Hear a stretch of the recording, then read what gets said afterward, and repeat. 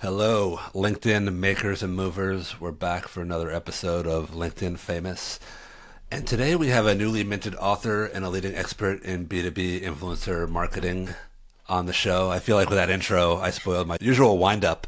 So spoiler alert, it's Nick Bennett, the co-founder of TAC and author of the book, B2B Influencer Marketing. Before I pass the mic to Nick, let's dig into his background a little bit.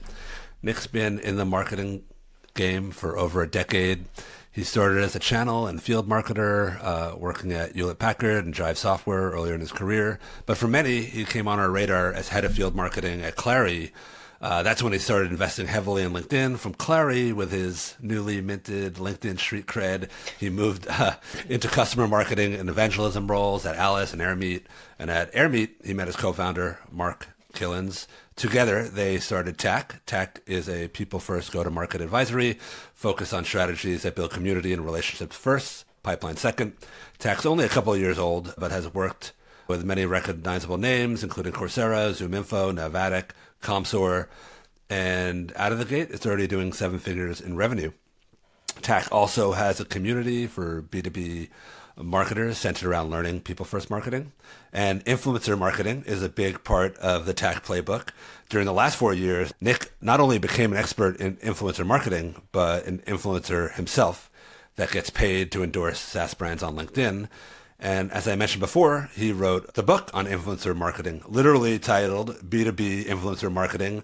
It's got encyclopedia heft to it, and having read it, I can say it's a modern Bible on the topic. And I think the book just came out a month ago, but I'm sure that title is great for SEO. Yeah. And when he's not helping companies, he's on LinkedIn helping his audience of almost 55,000 followers, talking about people first go to market, B2B influencer marketing. And if that's not the definition of LinkedIn Famous, I don't know what is. And with that, let's welcome Nick to the LinkedIn Famous podcast. Welcome to the LinkedIn Famous podcast, the show where we get real about what it takes to build a personal brand on LinkedIn that gets real business results. We're talking about driving revenue from a personal LinkedIn profile by sharing real and authentic stories and points of view. I am Brad Zomick, your host and the founder of Spectimer, a personal brand consultancy that helps founders and executives get LinkedIn famous. Join me for unfiltered conversations from the trenches of LinkedIn. We'll meet CEOs, go-to-market executives, subject matter experts, and company employees with blockbuster LinkedIn results.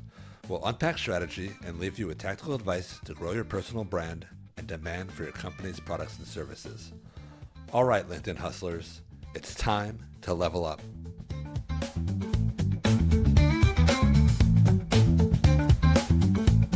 I'm so excited to be here. Thank you so much for having me. This is something that I've wanted to do so long with you, and I'm finally so happy that we have the ability to do it. All right, well, we're here, and so let's do it. Is there anything in your background that you want to double click on?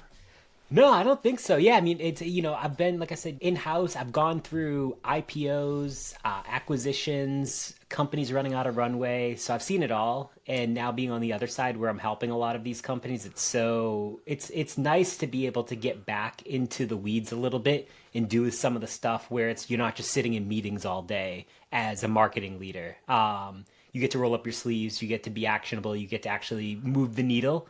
And I think that's something I just think that more marketing leaders should do, like get back into doing the actual work versus just sitting in the meetings. So that resonates with me deeply. You mentioned kind of the tumultuous nature of B2B. A lot of us got squeezed during the pandemic. And I went from running teams to being an early stage startup, which led to me running founder brand for a CEO. And then what inspired me, I got my hands dirty again, kind of like that season of Mad Men with Don Draper goes crazy and he demotes himself to being a junior copywriter and then finds it all over again. Yeah. So anyways, I digress. That's deeply resonant, and it's a good way to kind of find the passion again and do the work, which I think oftentimes once you move into management, it becomes meetings and spreadsheets and whatnot. And it's nice to get your hands dirty and do the work. And as a consultant, people listen to you. Yeah, exactly. Tell us something about yourself that the audience couldn't learn from your LinkedIn presence. Oh, I don't know, because it's tough because I feel like I bring my entire self onto that platform where it's like there isn't many secrets. I mean, more recent, I just had ACL surgery probably about 6, 7 months ago. So recovering from that, hope to play baseball again soon. I have identical twin daughters who just turned 2, actually, and then Wow. an older daughter who's going to be 7. Although I don't talk about them as much on LinkedIn anymore, I definitely have in the past. I played baseball my entire life. Lefty pitcher. Actually, in college, I used to be able to throw almost 90 miles an hour till I hurt my shoulder. And then I realized I wasn't going to the show anymore and that I should just focus on getting through school, figuring out what's next. And what's next actually led to sales before marketing. So I was in sales for many years. Some people don't know that, some people do. But when people are like, well, you're a marketer, you should learn to walk in sales shoes. Well, I have because I was in sales. I wasn't in tech sales, but I did a lot of other different types of sales across different industries. And I think that a lot of that translated over to me being hopefully the great marketer that I am today.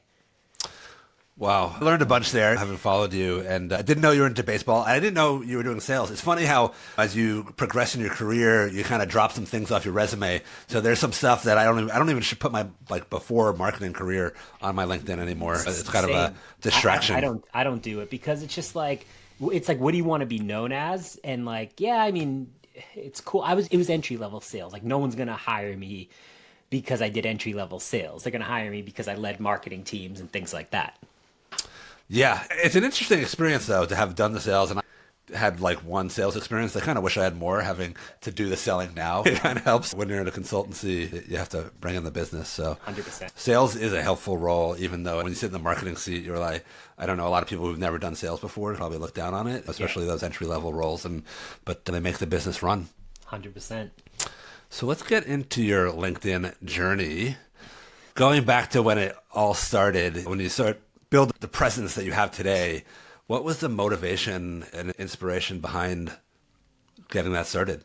Yeah, going back to Clary, because I was working at the time for Kyle Coleman, who was this was funny enough, this was March of 2020. So right as like the pandemic was like, I guess at the tip of the iceberg, like when people are like, oh no, what's going on? I was like, oh, I'm going to take LinkedIn serious. One, because Kyle put out a direct competition to his direct team that was like, hey, if you post on LinkedIn for the next, I think it was like next like 60 days or 90 days, I'll give you a spiff, because he was trying to build more of that brand awareness for the company, try to build everyone up, empower them. I loved it. And I was the only one that actually stuck with it. And I talked about field marketing, and for so long, no one listened to anything I had to say. Like, I was like, all right, I don't see anyone in field marketing talking about field marketing, what it is, what are the misconceptions, how it actually plays into a true revenue organization. And I talked about that, and like, I got no engagement, no likes for a solid 6 months. I was like, oh, like, why am I doing this? And Kyle always just told me, he's like, listen, just keep powering through. There's so many lurkers on LinkedIn. They're watching. And I feel like once like 5 months came around, I started to get DMs from people that was like, hey, I've been reading your content for a while, and it's really, really helpful as someone that is also in field marketing or event marketing or just marketing in general. So thank you for that. And I was like, huh, that's weird though. This person never commented. They never liked any of my stuff. But it just goes to show how many people are actually lurkers, and they're going to DM you. And for me, that's actually the biggest needle, or a biggest like sense of accomplishment is if people are DMing you, telling you how helpful your content is. That's a big W in my book. That's amazing. I always wondered what if I could see a graph of like LinkedIn's overall usage, what that like long tail of lurkers looks like, because probably, I don't know, 95% of people don't even do anything, let alone post like once a month. Yeah. And I It's was gonna wild. say, there's so many people that only still log in like maybe once a week, once every couple of weeks. Like I remember when I started, there was 650 million LinkedIn users, and 1% of people created content. I think I don't know if it was the end of 2024, but I know they crossed over a billion. Yeah. And I mean, 1%, I think AI's made it more where that might be up to like 3 or 4%, but still think about that. There's not many people creating content, even knowing you scroll your feed and it seems like everyone's creating content. Yeah, I would say, well, I think it depends on which vertical you're in too, right? It feels saturated where it all started in B2B sales and marketing, but there's probably a ton of opportunity. And so it sounds like things started to click when people started DMing you. And did that give you the sustenance to keep on going? It did. It made me feel like, all right, cool. Like, even if no one's liking any of my stuff, at least they're engaging, they're reading it, and it makes me feel like, all right, great. Like, I'm going to keep doing this. I'm going to keep talking. And again, I stuck to the field marketing piece, and it was probably about a year before I started to see like any traction. By traction, I mean going from 2 likes up to about 20. And so I was like, all right, great. I'm starting to get a little traction. More people are commenting. But it was like probably like a year and a half before all of a sudden it started to do like that hockey stick growth. And I was like, okay, now we're connecting. Now I'm able to branch off of like just talking about field marketing, where I started talking about like account based marketing, customer marketing. And I feel a couple years later, it's been 5 years now. I think people follow me just for me ultimately. Like, I could say the sky is blue, and I'm not going to get a million. Take like a Justin Welsh, he could type a period and like 1,000 people are going to like that. I'm not going to get that, but I know that people will follow me because they know I bring my authentic self onto the platform. I bring my entire personality there, and regardless of what I talk about, hopefully they find value across a variety of things. So you're a baseball guy. I'm sure you've seen the movie Field of Dreams. Do you still Great believe movie. the build it and they will come still Yeah. holds true? Yes. Yep. They will come. It might take time. And I tell people all that all the time. They're like, well, it's been a month and I haven't seen any results. I'm just like, oh, hold on. Let me grab my drink and let me tell you how this goes. Because like you buckle in, especially with like today, like people think there's so many overnight hacks and there's pods and all these things, but do not do that. But like it's not like a YouTube where you're just gonna pop up and become a famous star one day. So maybe like talking about being a star, when did you realize that I guess you were a quote unquote influencer, right? And that it was even something that you could monetize, right? Yeah, it was probably about 2 years in where I never, I don't use the term influencer myself. Like I refer to myself as a creator. I don't know. I just think that's like a better, like people that self-dub themselves an influencer is kind of like cringy. In B2C, you see it a lot more. But if other people want to call me it, cool. But I always refer myself. People like, oh, like you're an influencer. Like, no, I'm a creator on LinkedIn, and I just happen to have a very engaged audience. I like that actually. The creator, they're kind of creating for them to give Yeah. back. The influencer has a kind of a connotation, maybe a little arrogance, if It's you will. and I, honestly, and I know we're going to get to this, but the book and part of the book that I talk about is like influencer marketing 2.0, which is like this whole shift from like celebrity endorsements to creator driven campaigns where influencers are seen as collaborators rather than just like spokespeople. I see. Interesting. Well, maybe let's start talking about the book, right? Yeah. So there was this turning point where you felt you were a creator, but started to have some influence. What was the journey from that point to like, I'm going to write the book, the Bible on let's get it out here, B2B influencer marketing. And actually, I'm also curious, what role did LinkedIn play in writing the book? Two-part question, but like, Yeah, so I'll actually start with the second piece first because I had no intention of like writing the book at all. But because of LinkedIn, Kogan Page, who's the publisher of the book, they reached out on LinkedIn. They were like, hey, we've been following your content. Again, had no clue who they were because they're based in the UK. I'm based in Boston. The publishers I knew were like Penguin House and like a few others. And they were like, have you ever thought about writing a book? And I was like, absolutely not. And they were like, why not? And I was just like, because it sounds like a lot of work. And they're like, oh yeah, it is a lot of work. And so they got me on a call and they were like, all right, so we talked and they were like, you should do this. You have influence in this. Let's talk about it. And they were like, you have to write 80,000 words. And it's like 80,000 words. And this was, I mean, now this was almost like 3 years ago that I had that initial call. And it took me like a year and a half to write the book. Because again, I hate long form writing. I'm not a long form writing type of person. I love like short form stuff. And obviously having kids, it's tough yeah. to find time and you have a regular job. So like I would spend like nights doing it. I would try to like even during the day, chunk out a little bit of time. And after a while, I finally got it and I sent it to them and they were like, this is really good. They were like, the only issue is your citations are not correct.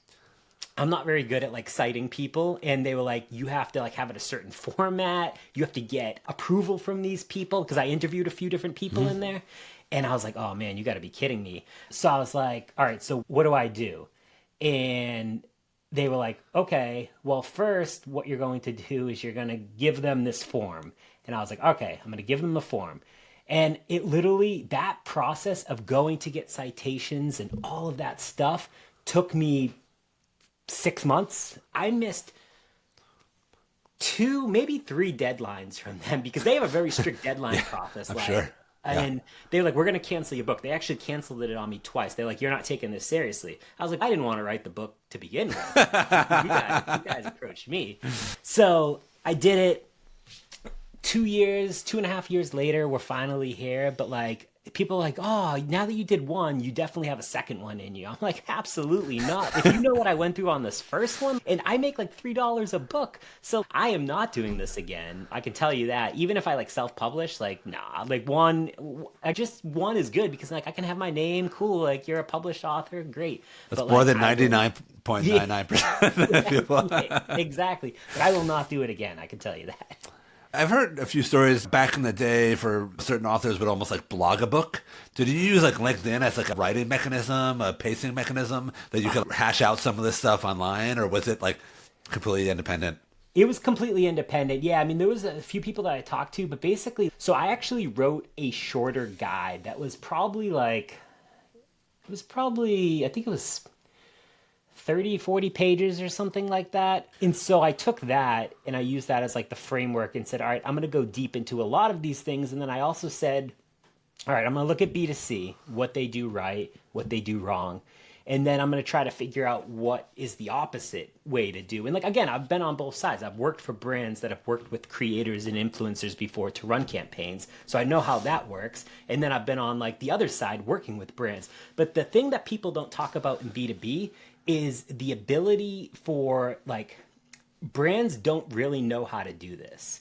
And so often they think, all right, great, just go post a LinkedIn post. That's all you got to do. But no, it's so much more. And like the people just don't, it's so tough because they just don't understand that. And that's what I wanted to do. I want to lead the way for people to understand, hey, brands, there's a better way to do this, and it's integrating it into your marketing strategy. I think that probably could be said about a lot of different marketing strategies. They just don't work in isolation, and any one channel needs a lot of attention and work. Even let's say if it's just LinkedIn, right? And if that's like a strategy, it doesn't work in a skunkworks. It needs to be kind of integrated holistically, especially in like a bigger brand. Exactly. Right? Exactly. Yep. Back to your LinkedIn. Now, while all this was going on, you're writing a book and you're maintaining your LinkedIn profile. What does your like LinkedIn like day-to-day process look like? Do you have any sort of system or rhyme to the reason? No, I don't have a system. It's funny. When I started, I didn't have a system. I would write, and the one thing about me is I can write like short form posts within 5 minutes. Like I just ship it. I don't care if there's grammatical errors because it makes it more human. So I actually don't even proofread anything that I write. I write it down, post it.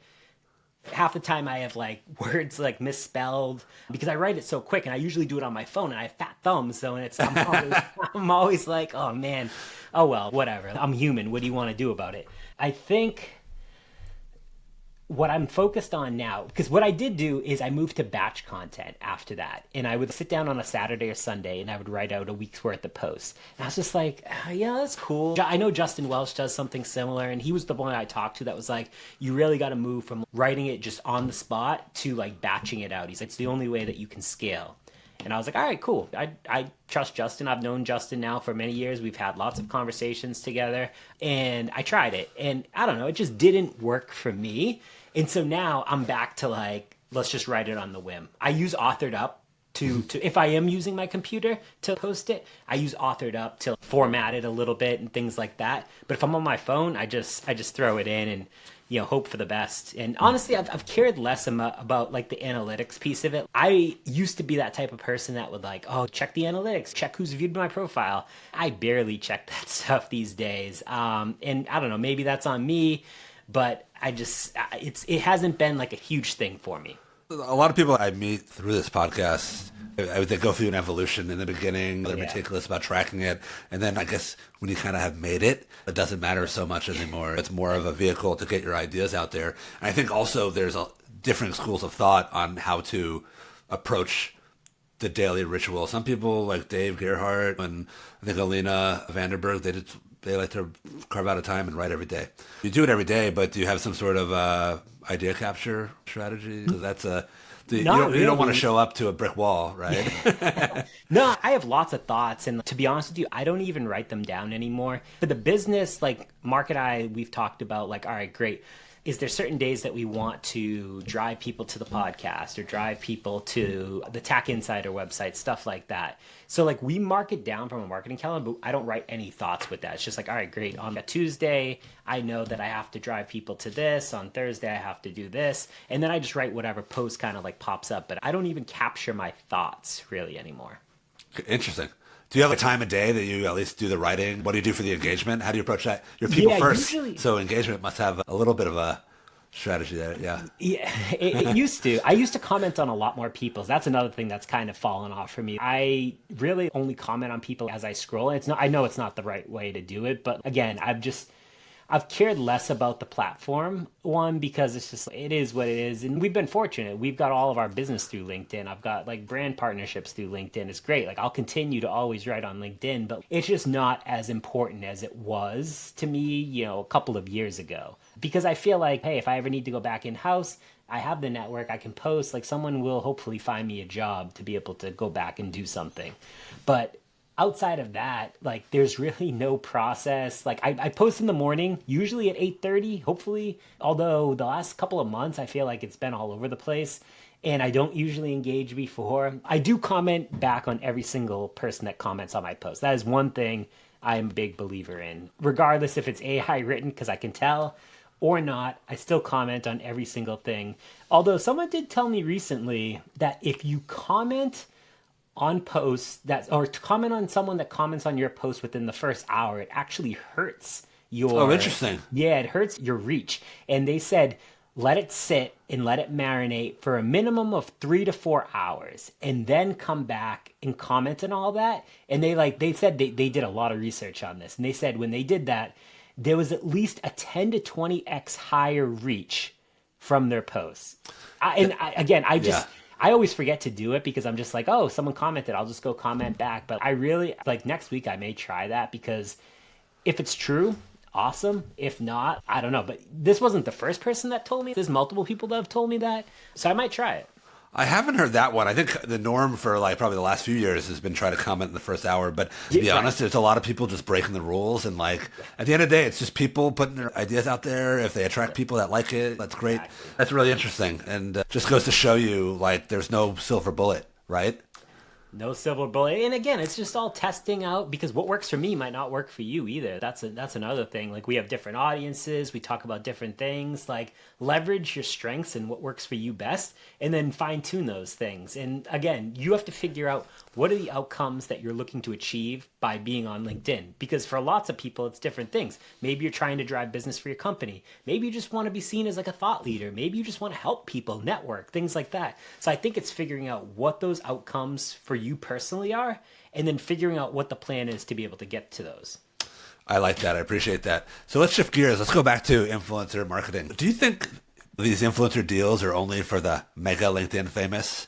Or is there... I know in the world of B2C, I did a tour in B2C SaaS in the Shopify ecosystem. There's all different scales. Like the ecosystem is enormous. And right, there's like macro influencers, there's micro influencers. What does that look like in the field of B2B?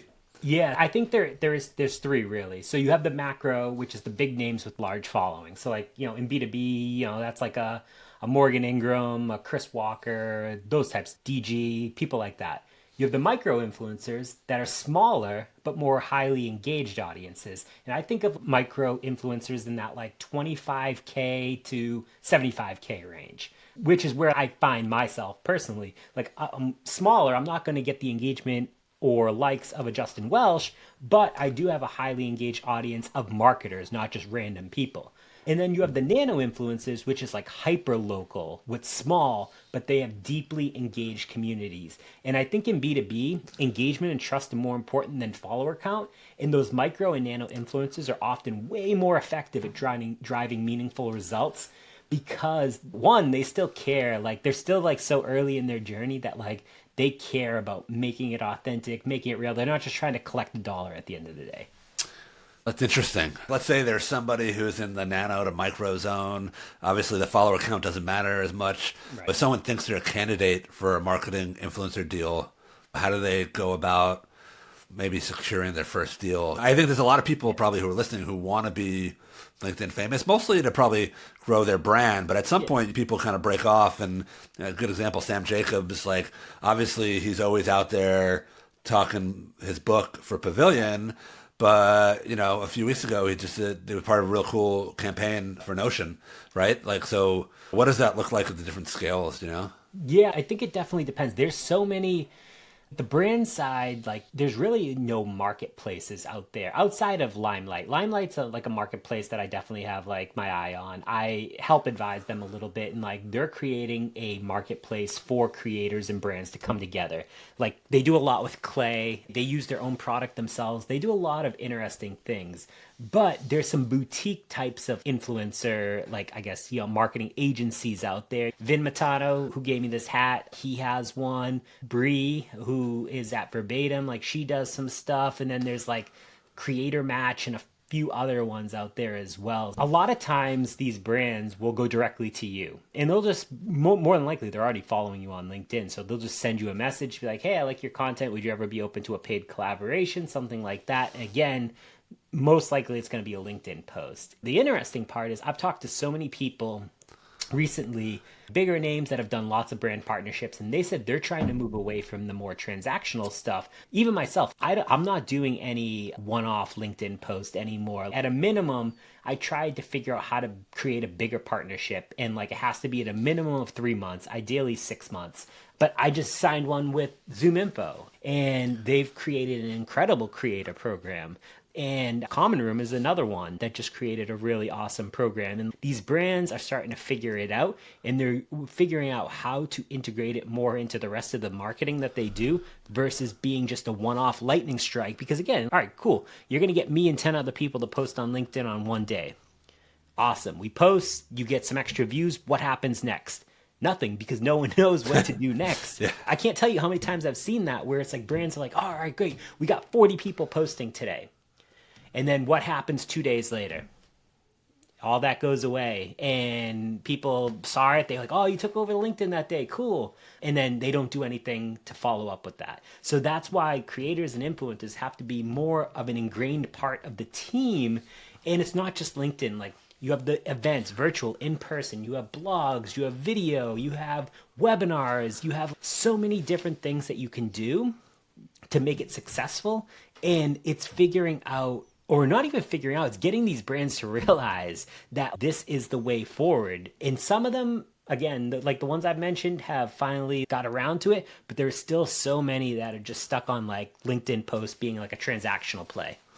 Yeah, it's really interesting. It reminds me from my days in-house, and I was running demand generation at like a Series C company, and we had a whole budget dedicated to like industry publications and webinars. And it's almost, and maybe that stuff still exists in like the more enterprise plays, but individuals are almost replacing that. We were like, all right, we have X amount of money. Maybe it's like 500 grand for this quarter. We're going to spread it around on all these different publications. Now it's not publications so much. It's probably a mix of publications and people, right?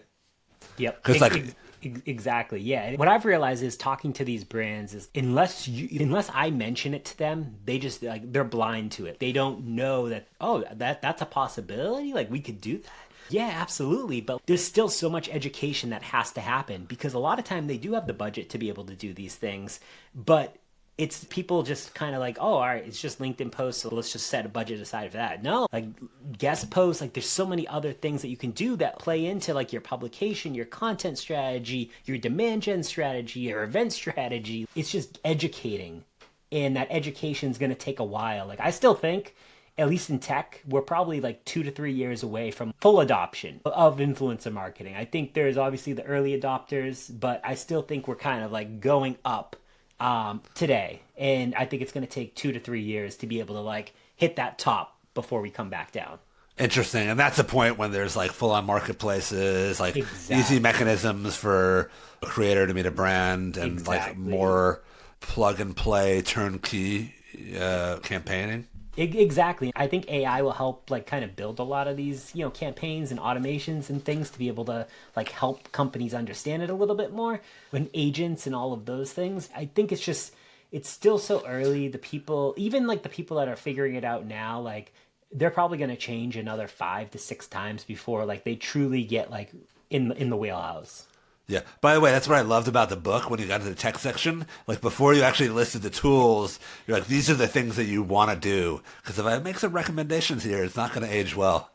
Yep, Appreciate that. exactly. And it's like, I mean, in a year, part of that book will probably be updated because it's funny. I actually had a call with the publisher today, and they were like, "Hey, hey, like we might need to do like a second edition of this." And I was just like, "I don't want to do a second." I was like, "Am I like required to do that?" And they were again, I didn't read the contract, which is probably my mistake when they gave it to me. But they own the full rights to the book and asking me to do that up until 75 years after I die.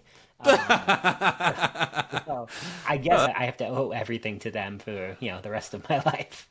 That's hilarious. On influencer campaigns, what are some of your favorite campaigns that you've seen? And I know it's like still the early days, kind of like the Wild West, but Yep. maybe you can share a couple of your favorites and why. Yeah, what I've seen recently actually work really, really well is like roadshow type in-person events. And they're getting 2 to 3 well-known people to kind of be the MC of that event in each city. There was a company that did this recently. They did 6 cities. They had 2 to 3 people in each. And they were saying, because I had no part in it, but they were telling me that like they saw I think it was like an 8x increase in registrations for each of those cities based on those people alone. And like those people, yeah, like they were emceeing, they drove a lot of the registrations, but like when you look up to these people and you want to meet with them, like you enjoy them, you feel like you're going to have that conversation in person, like people are going to want to go to something, especially if it's a free dinner, free experience, whatever it is. Like I think that micro events featuring creators and influencers as the main attraction, that's going to be a big play this year. That's really interesting. And it makes a lot of sense based on where things are going because obviously events have always been a big part of B2B. There was always a big keynote. It reminds me of, used to be in HR tech, and there was an industry analyst. He's still around. This guy, Josh Burson. He was like the gorilla, 800-pound gorilla. I guess you can call him. He was an influencer, right? Yep. He had every brand had their hands in his pocket, so to speak. He was speaking at all the events, and now that's just kind of splintering off. I think as people, other people there's more air in the room for people to grow because of Exactly. Again, I think it's people are just discovering other ways to partner. Before my current podcast, like I used to run a podcast called The Anonymous Marketer, and Google actually sponsored that. Like they paid me like $50,000 over a quarter to sponsor the podcast. And like they sponsored the podcast, they had ad rolls in the podcast, but then we actually did some other stuff as well. They came inbound to me. I was like, oh, I thought it was a joke, to be honest with you. I got a DM on yeah. Twitter, and it was their VP of marketing for their cloud business. She was like, hey, I've been following your content on LinkedIn, and I figured I'd reach out. Like, we're looking to sponsor some podcasts and do some stuff. Like, would you be open to it? And I didn't even care what the dollar amount was. I just said, yes, let's figure it out. Like, don't care. Like, let's just make it work. And it ended up working, and like we did it for a quarter, and then the podcast ended up getting shut down. Actually, I gave it to someone else just because I was so busy with other stuff that I was like, all right, I'm out of the podcast game, and now I'm back into it. But that's another huge avenue is podcast sponsorships and like ad rolls and different things that you can incorporate with that. Ah, very interesting. Any other campaigns that you think are worth mentioning? Another thing is like in person content, the content series. I wanted to do this, had it for a while. It was like a creator house, and we were going to do it in Costa Rica. I had everything booked, and then we ran into legal issues. And like I had people that paid already. We were sold out. People were paying like 3 grand. Had a company that was helping me with everything. And what we were going to do was rent a house. There was going to be 20 of us creators. It was like an Airbnb in Costa Rica. And we were going to create content for 3 days. And we had sponsors that were going to sponsor different segments, and we were going to tie in different parts. And who was it? Someone did this. I forget the company. I think it was like Sell Better or something like this, like a couple years ago. Or it was forgetting his name. I think James Carberry has this podcast house. Yeah, yeah. So he does that, and there was another one before that actually brought a bunch of creators in, but they did sales content, and I wanted to do like marketing content, but it just didn't work. But I think that's going to be another thing like that, like brands could like really leverage, is like getting a bunch of creators together at some type of retreat or some type of experience together, and like for a couple days just creating a ton of content.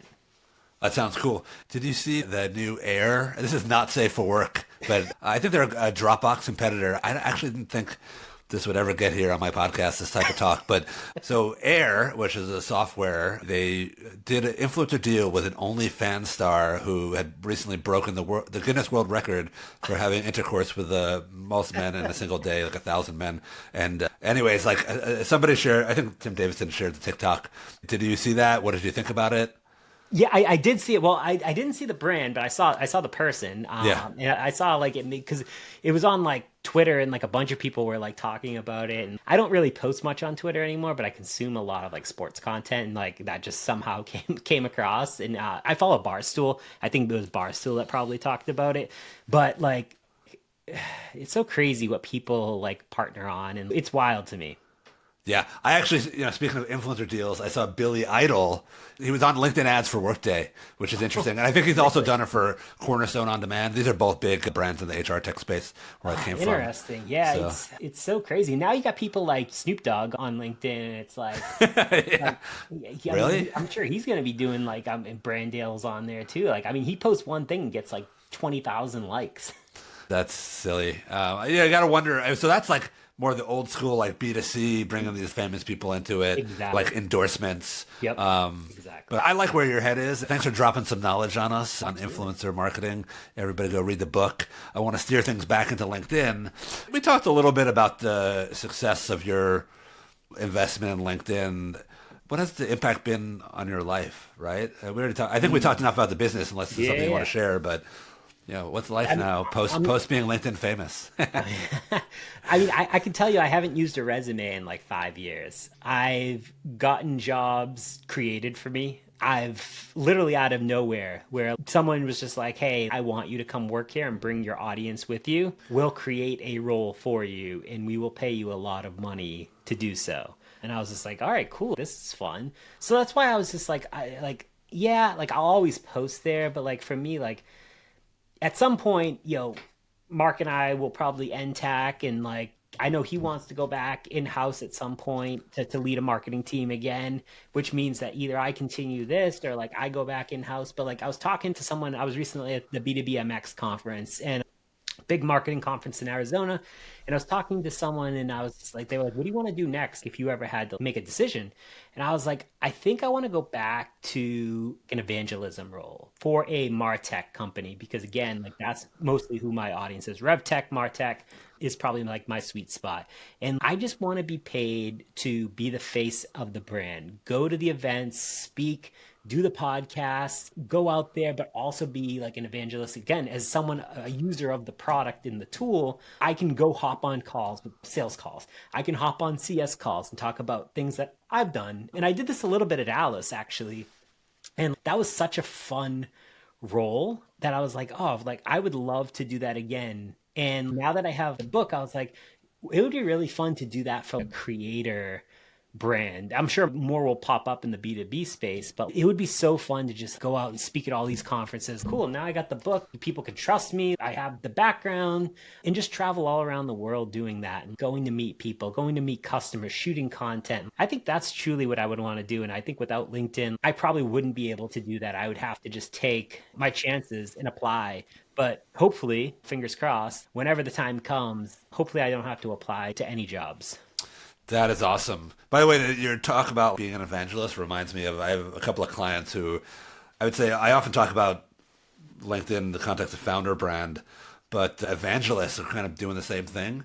these guys are loving it. They were industry experts, practitioners for years, and now they just go around talking about the thing they love. It's like just having fun talking to people that are like your peers all day and talking about subjects that are enjoyable. I like that a lot for you. On the impact of LinkedIn, was there anything, I don't know, surprising on the negative side?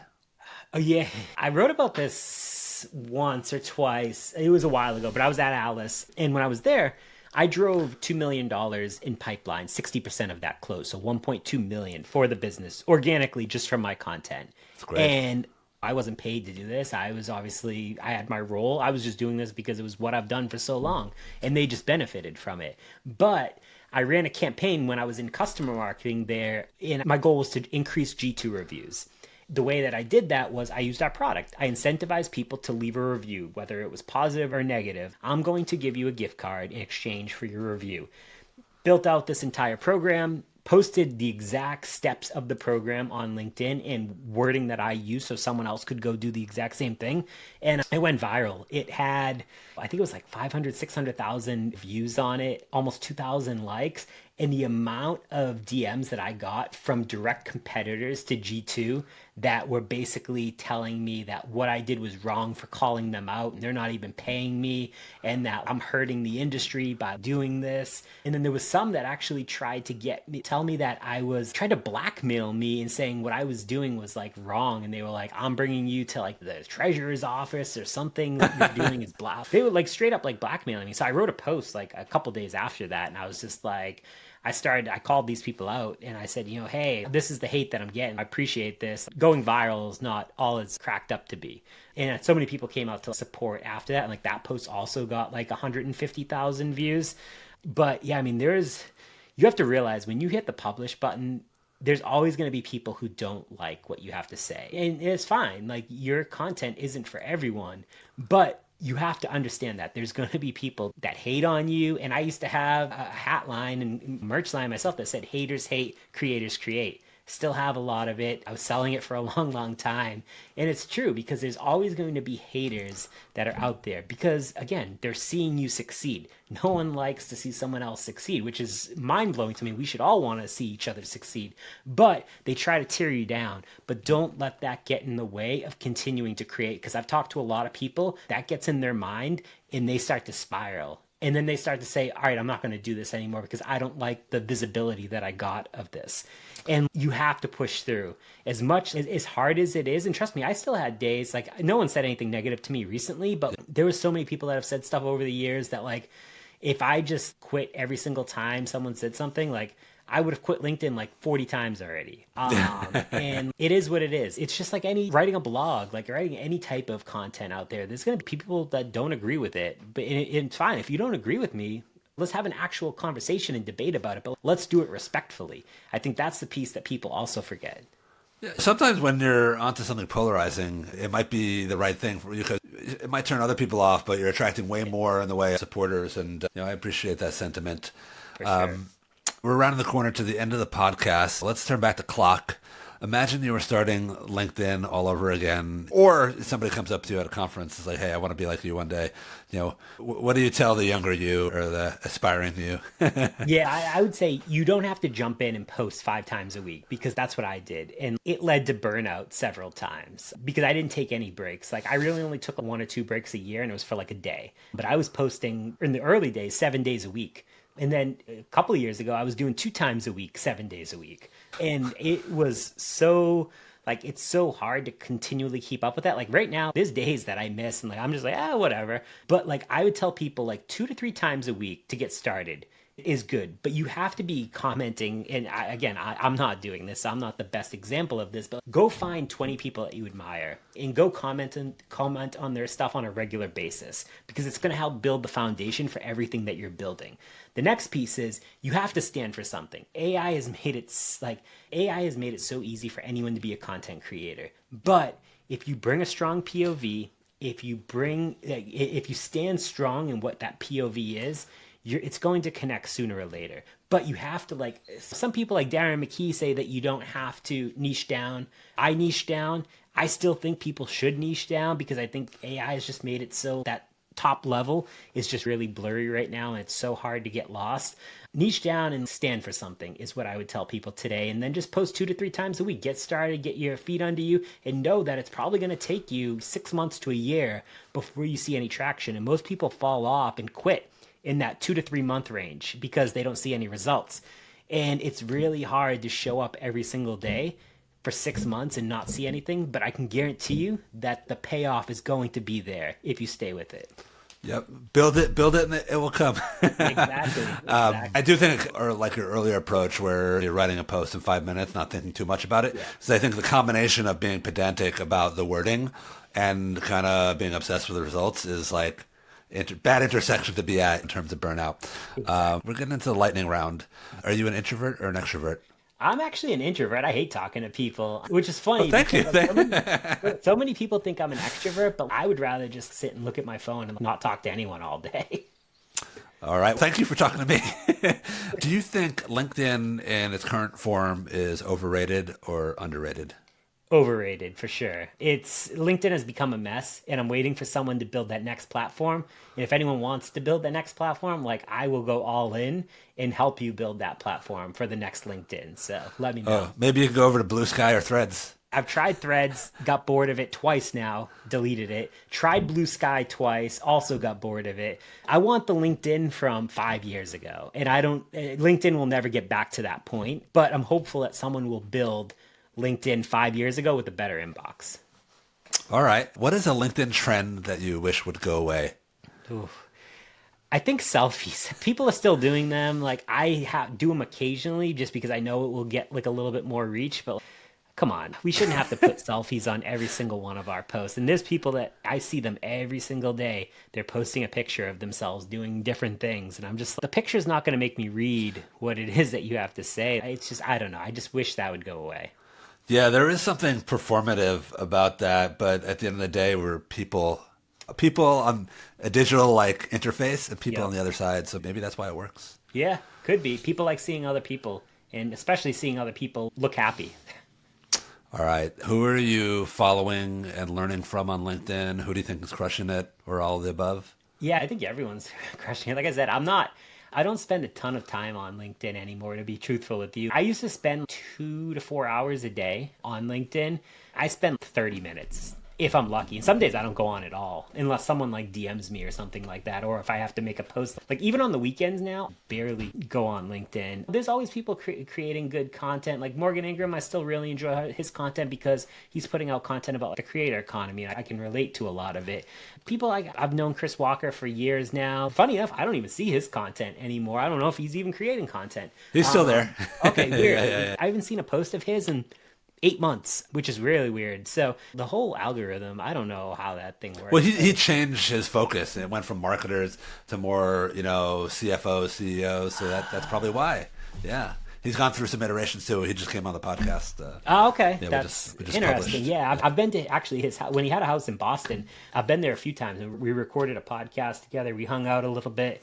The piece that's interesting is the people that I used to enjoy following. I still read Justin Welsh's stuff, but the people that like started out with me like 5 years ago, so many of those people have fallen off. They've disappeared. I think a good example is like Daniel Murray. I haven't seen, I don't even know. And funny thing is, he's a friend. We used to talk all the time, like him.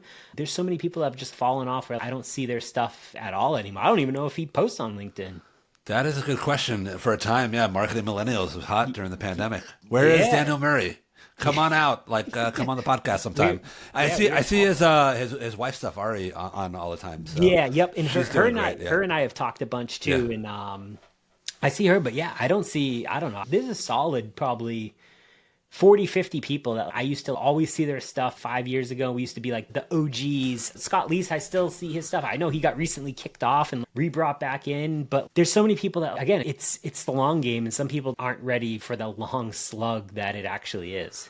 All right. Well, that's a great note to kind of wrap things up. We got to all play the long game. Is there anything exciting happening at TAC that you want to share with the audience? The biggest thing is check us out. If you need any go-to-market help on the marketing side, let us know. We also have the community. Check out the podcast, and buy a copy of the book. Yeah, read the book, B2B Influencer Marketing. Go follow Nick. Go follow TAC. And until next time, let's stay connected. If you enjoyed this episode, follow Brad and Spectimer on LinkedIn for hot takes and tactical executive branding advice. For the readers in the audience, subscribe to LinkedIn Famous on Substack. And if you really loved this episode, leave us a review on Apple Podcasts, Spotify, or the podcasting platform of your choice. Until next time, stay bold, authentic, and keep on creating.